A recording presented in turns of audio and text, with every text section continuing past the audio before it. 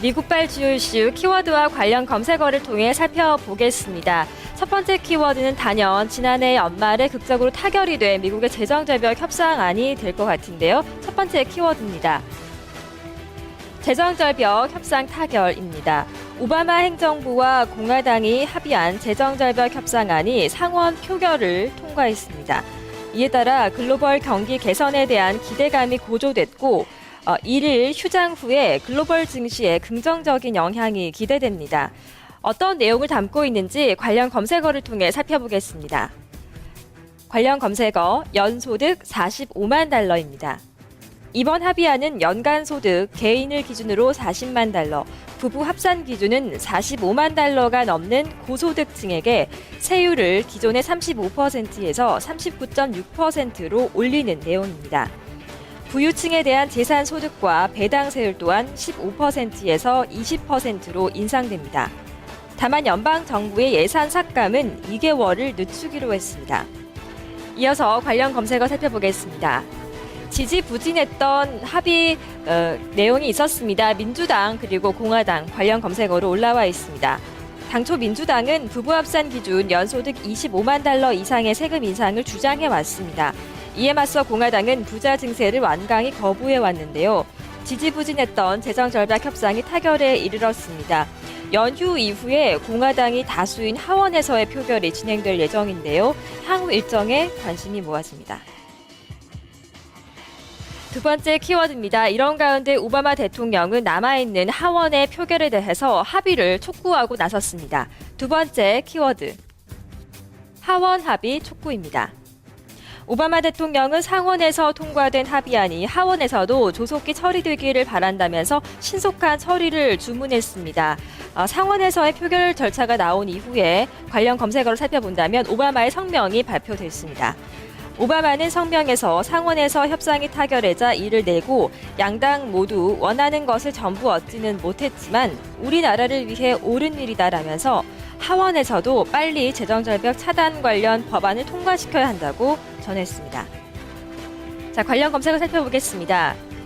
이번 합의로 인해서 미국 경제에 실질적인 충격은 미미할 것으로 전망되고 있습니다. 대다수 미국인 소득세율은 현행대로 유지되고 경제 불확실성도 상당 부분 해소될 전망이기 때문인데요. 상원이 표결을 했고 하원이 1일 처리를 시작하면 2에서 3일 최종 표결이 이루어질 것으로 예상됩니다. 마감 시한을 넘긴 표결로 미국은 형식상 재정 절벽에 빠지지만 실질적인 충격은 크지 않을 것으로 보입니다.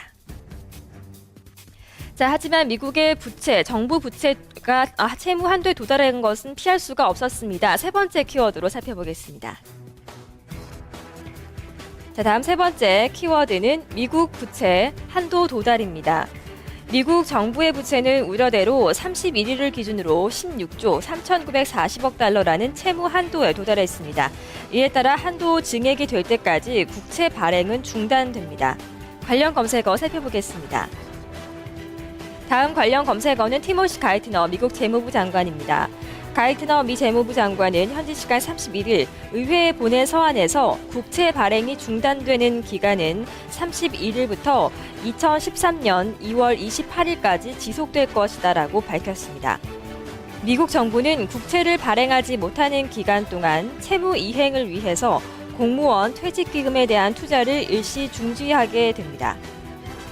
자, 다음 관련 검색어를 살펴봅니다. 이에 따라서 미국 정부 일시적인 비상조치에 들어갈 예정인데요. 관련 검색어 일시적 비상조치입니다.